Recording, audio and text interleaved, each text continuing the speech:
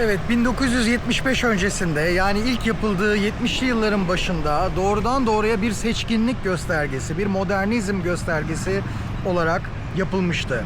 Urbanizm, subsistence urbanizm diye geçiyor akademik makalelerde arkadaşlar. Yani geçimlik kentleşme.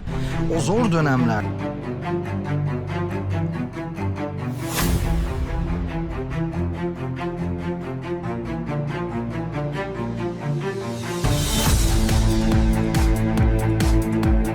Zamanın durduğu bir vaha gibi duran,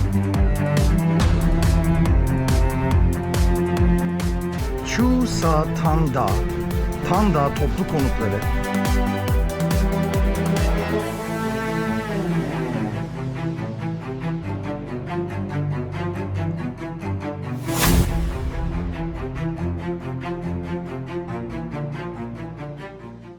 Zamanın durduğu bir vaha gibi duran, Chusa Tanda, Tanda toplu konutları sadece bir yerleşim alanı değil arkadaşlar.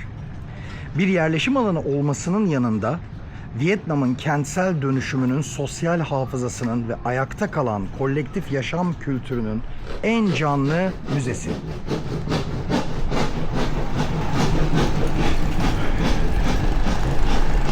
Burası aslında insan yapımı bir ada.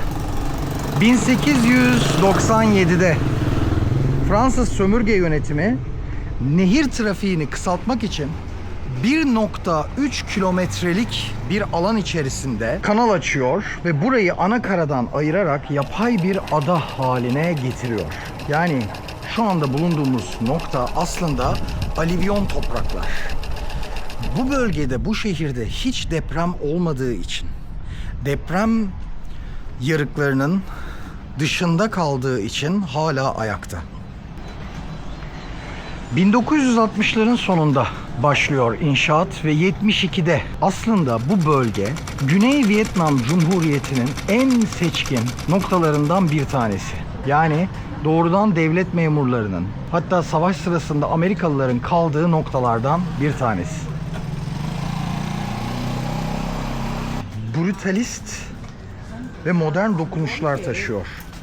İçeride havalandırma boşlukları, geniş balkonlar ve dışarıdan erişilen merdivenler tropikal iklimden doğal serinlik sağlamak için özel olarak tasarlanmış.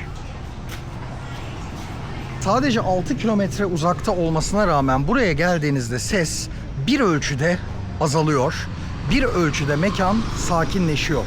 1975 sonrasında, yani 30 Nisan 1975'te hem Kuzey Vietnam güçleri hem de Vietcong doğrudan doğruya burayı aldığında ekonomik zorluklar, ilk başlangıçta ekonomik zorluklar başlıyor. Vietnam bildiğiniz üzere sonradan gelişiyor.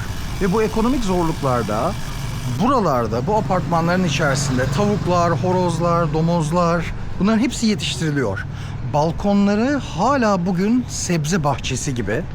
Fakat geçmişte çok daha yoğun.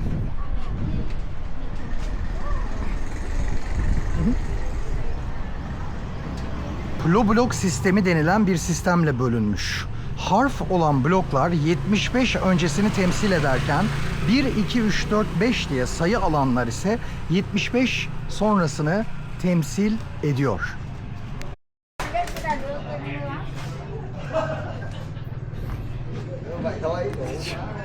Đâu người ta đứng yên đi. Mẹ nhào vô đầu má giết con cà lại đủ mẹ. Ông hỏi ông thật Ở đây nóng rồi. ông hỏi nó thôi. Bakın, bu binaların bu şekilde avlu yapısında olmasının nedeni özellikle F bloğu gördünüz. F, yani 1975 öncesi daha elit grupların yaşadığı bir nokta. Xin chào, xin chào.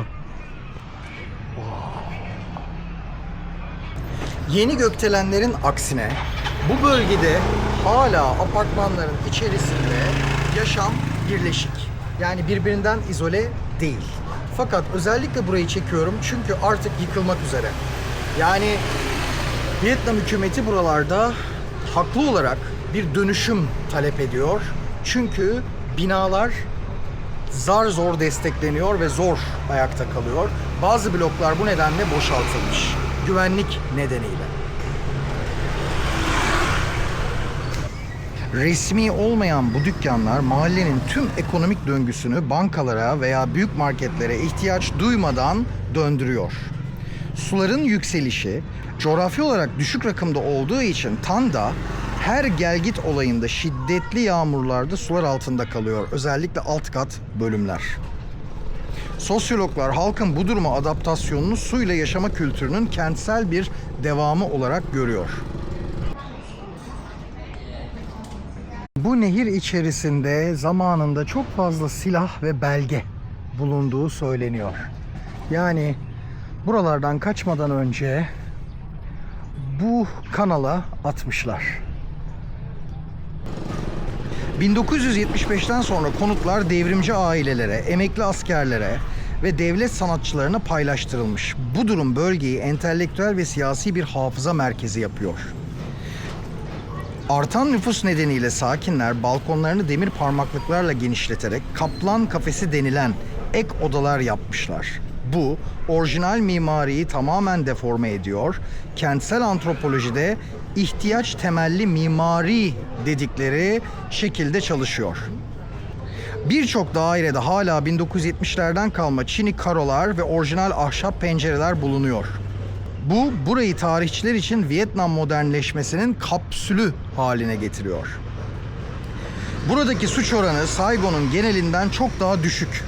Nedeni güvenlik kameraları değil, herkesin birbirini tanıdığı, gözetleyen mahalle yapısı. Son yıllarda yıkılmakta olan binaları fotoğraflamak için gelen turistler sayesinde bölge bir nostalji destinasyonu haline gelmiş. Biz de onlardan bir tanesiyiz. 50 yıldır süren yeniden yapılandırma planları hukuki karmaşalar nedeniyle bir türlü hayata geçememiş olsa da yakın zamanda artık bu binalar dönüştürülecek. Tan Dağı'yı emlak piyasasının dışında bırakarak donmuş bir bölge haline getiriyor bu durum. Hala burada insanlar yaşıyorlar.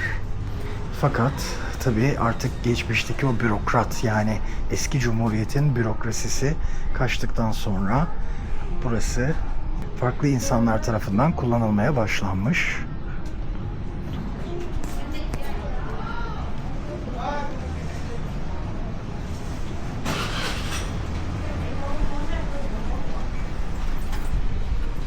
Antropologlar buranın yapısını dikey bir köy olarak adlandırıyor. Çünkü kırsal alandaki komşuluk hukuku burada beton bloklarla, dayanışma hukuku burada beton bloklarla hala sürmekte.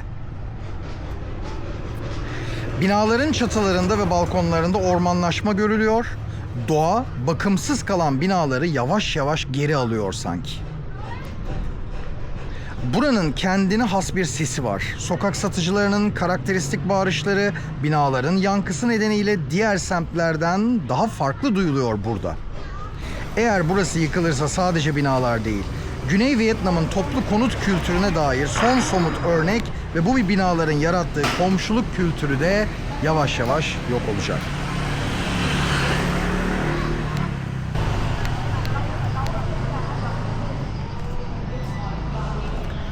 Evet, gerçekten de çok enteresan. 1975'ten sonra, yani devrim sonrasında buradaki Amerikan askerleri, üst rütbeliler ve bürokratlar, memurlar, devletin memurları çekildikten sonra bu bölge işçilere, köylülere ve doğrudan doğruya sanatçılara verilmiş. Sanatçılara verilme nedeni ise diğer insanlarla karışsınlar ve Vietnam'ın entelektüel kültürünü arttırsınlar diye.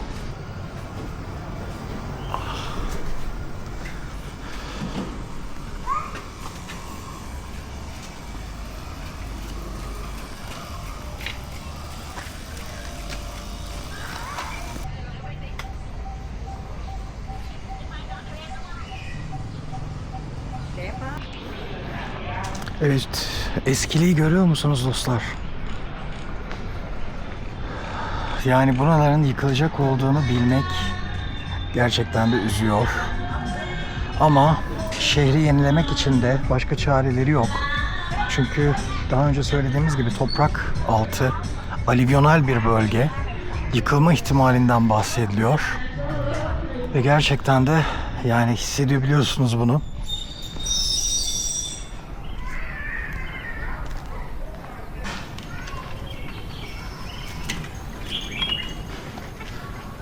Evet, 1975 öncesinde, yani ilk yapıldığı 70'li yılların başında doğrudan doğruya bir seçkinlik göstergesi, bir modernizm göstergesi olarak yapılmıştı.